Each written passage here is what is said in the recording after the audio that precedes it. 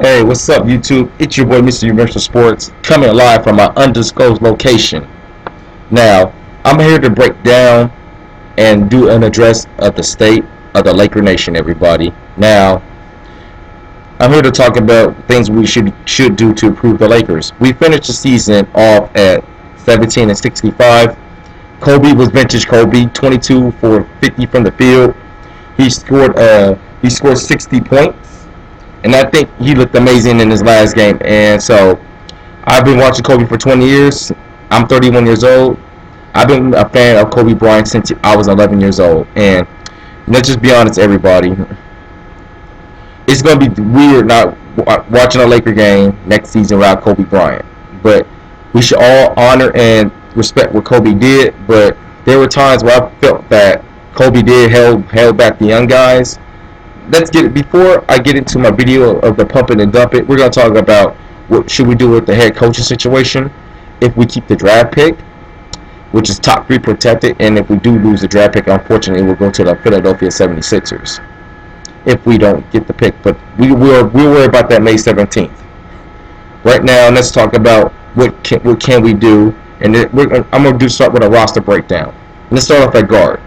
We have D'Angelo Russell, Jordan Clarkson, Marcelo Huertas, and Lou Williams. I personally think, obviously we're keeping the Swag brothers, and Russell and Clarkson. They're keepers.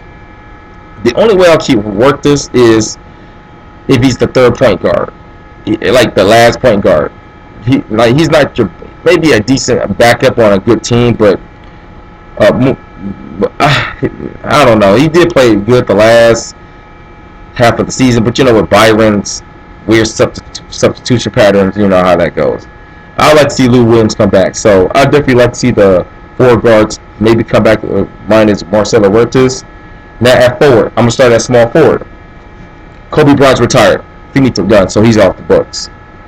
Nick Young, I think the Lakers are not gonna bring him back due to the controversy with D'Angelo Russell, Iggy, and Nick Young, the snitching, but that's a whole nother topic I'm going to bring up later in the video.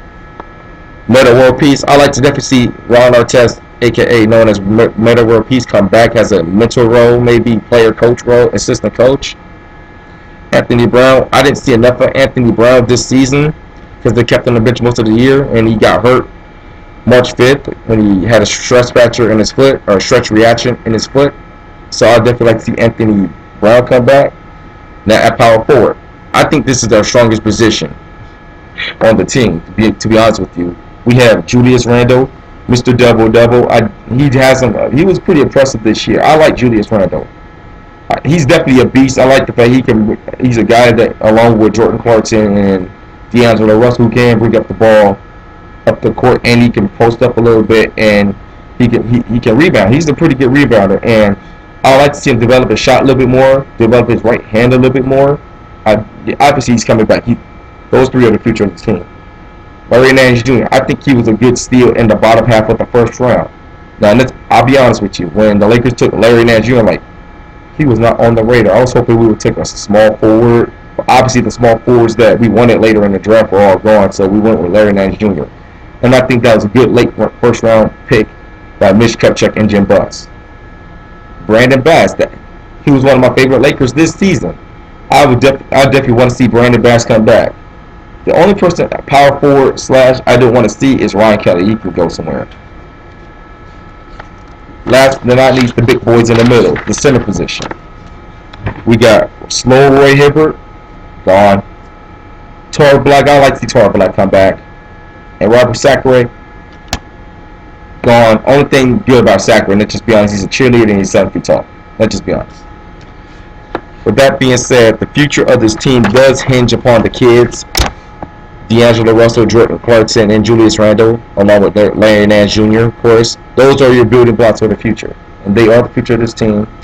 Russell started off tentative, but I think once Byron got his head out of his behind, D'Angelo Russell has some pretty impressive games. Now, he's a great passer, obviously, and so he obviously since the Lakers missed a lot of shots, he should have had 5 or 6 assists per game, but due to the Lakers missing the shots, that brought down his assist total, obviously. But I like to see not Larry Nance, but D'Angelo Russell work on his strength and work on his athleticism a bit, hit the weight room, and he maybe will come back stronger.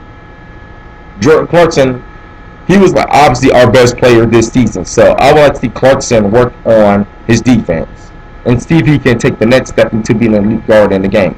He has a little bit of athleticism, he has a shot, he's pretty efficient. I would like to see Clarkson work on his defense. Julius Randle, I already mentioned Julius Randle before. And Larry Nance, I just want to see him. I want to see Larry Nance see if he can play a little three. Maybe he can be that Draymond. I think Draymond is going to work with Julius Randle in the summer, so I like to see that. Now, let's bring up the coaching situation with Byron Scott.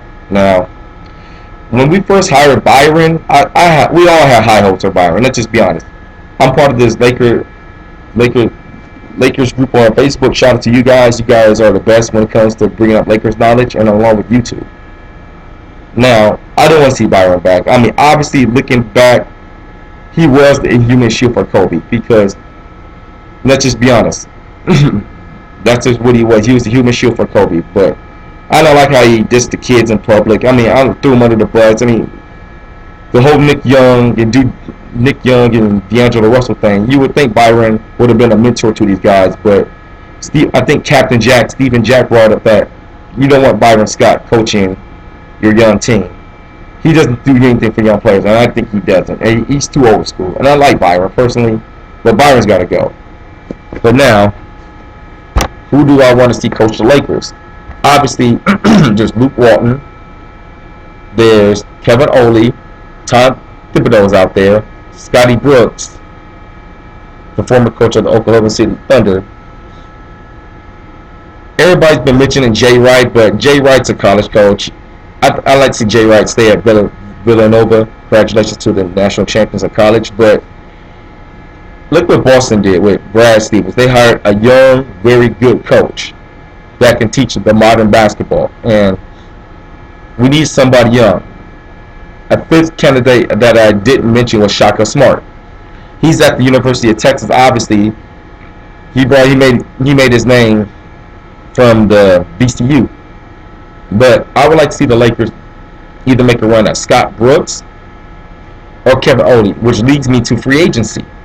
Now, our weakest positions on the team is small forward and center. The big fish is Kevin Durant.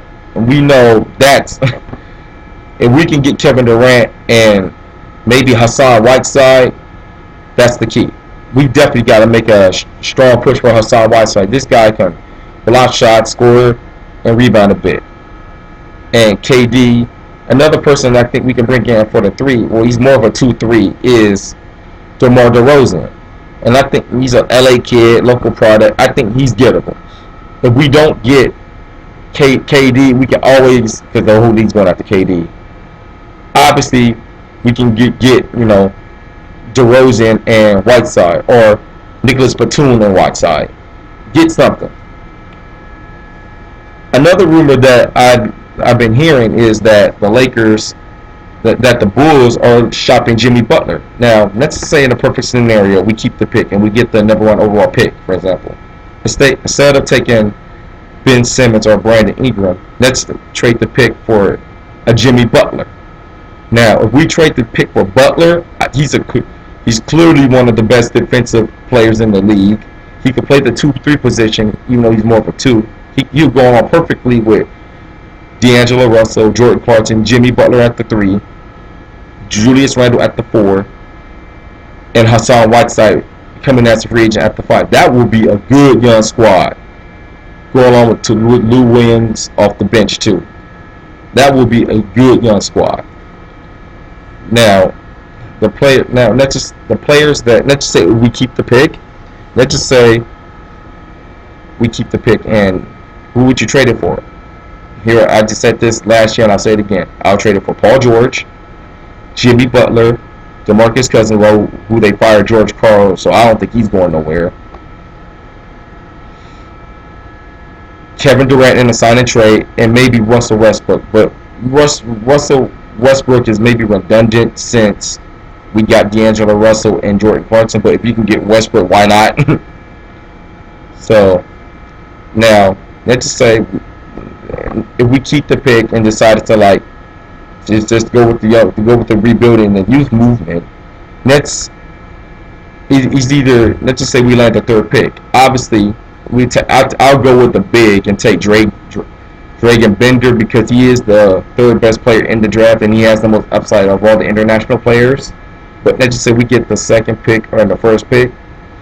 I don't know if Ben Simmons can play the three position. I know we're in a positionless basketball era, but I will roll with maybe Brandon Ingram because everybody says he's really skinny, but Kevin Durant was really bony. They called him Tarantula when he first came into the league. And look at Kevin Durant now. So maybe he can't turn into a poor man's Kevin Durant and Brandon Ingram.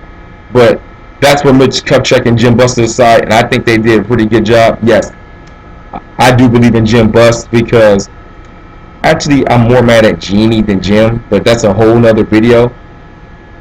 Anyway, that's it. I've rambled on long enough. It's your boy, Mr. Universal Sports, and I'm out. Peace. Have a good night.